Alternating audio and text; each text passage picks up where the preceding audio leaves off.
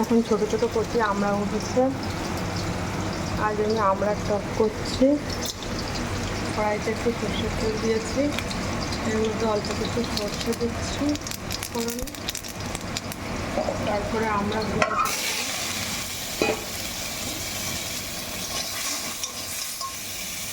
আমরাগুলো দিয়ে একটু নাড়াচাড়া করে নেব।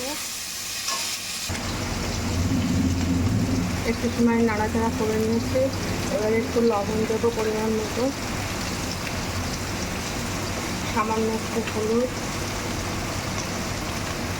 আর একটু নাড়াচাড়া করবো। যেমন টক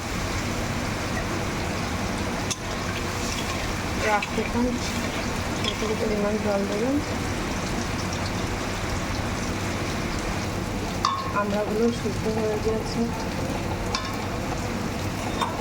এবার আমি পরিমাণ মতো মিষ্টি দেবো, যে যেমন মিষ্টি পছন্দ করেন তেমন দেবেন। আমার শ্বশুর আবার একটু খুব মিষ্টি পছন্দ করে, তাই জন্য একটু চিনিটা বেশি দিই।